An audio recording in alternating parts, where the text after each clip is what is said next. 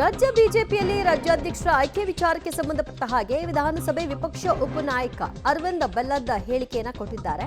9 ರಾಜ್ಯಗಳಲ್ಲಿ ಈಗಾಗಲೇ ಹೊಸ ಅಧ್ಯಕ್ಷರ ನೇಮಕ ಕಾರ್ಯವನ್ನ ಮಾಡಲಾಗ್ತಾ ಇದೆ. ಎಲ್ಲಾ ನಾಯಕರು ಕೂಡ ನಮ್ಮ ನಾಯಕರು ನಿರ್ಧಾರವನ್ನ ಮಾಡ್ತಾರೆ.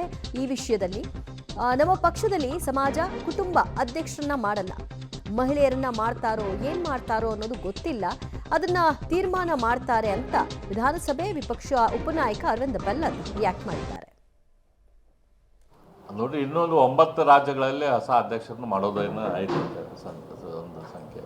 ಅದ್ರ ಪ್ರಕಾರ ನಮ್ಮ ಕೇಂದ್ರದ ನಾಯಕರು, ನಮ್ಮ ಹೈಕಮಾಂಡ್ದವ್ರು ಡಿಸಿಷನ್ ತೆಗೆದುಕೊಳ್ತಾರೆ ಯಾವುದು ಸೂಕ್ತ, ಯಾರಿಗೆ ಅಧ್ಯಕ್ಷರ ಹೊಸ ಅಧ್ಯಕ್ಷರು ಮಾಡಬೇಕು ಅಥವಾ ಇದ್ದವ್ರನ್ನ ಕಂಟಿನ್ಯೂ ಮಾಡ್ಬೇಕಂತೇಳಿ ಅದ್ರ ಬಗ್ಗೆ ನಮ್ಗೆ ಯಾವುದೇ ರೀತಿ ಇನ್ಫಾರ್ಮೇಷನ್ ಇಲ್ಲ.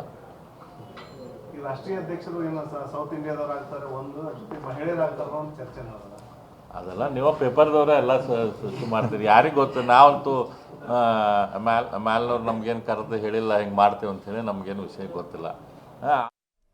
ಹೌದು, ಇರಬಹುದು, ಆ ರೀತಿ ಒಂದು ಬೆಳವಣಿಗೆ ಆದರೆ ಒಳ್ಳೇದಲ್ವಾ ಅನ್ನುವಂಥ ಮಾತು ಬರೋದೇ ಇಲ್ಲ ನೋಡಿ. ಅದೆಲ್ಲ ಪೇಪರ್ನವ್ರ ಸೃಷ್ಟಿನೇ ಆದರೂ ಕೂಡ ಹಾಗೊಂದು ಆಗಲಿ ಬಿಡಿ ಅನ್ನುವಂಥ ಬಯಕೆ ಅನ್ಸೋದೇ ಇಲ್ಲ ನೋಡಿ. ಮಹಿಳೆಯರನ್ನ ಬೆಳೆಸಬೇಕು ಅನ್ನೋದು ಯಾಕೆ ಬರಲ್ಲ?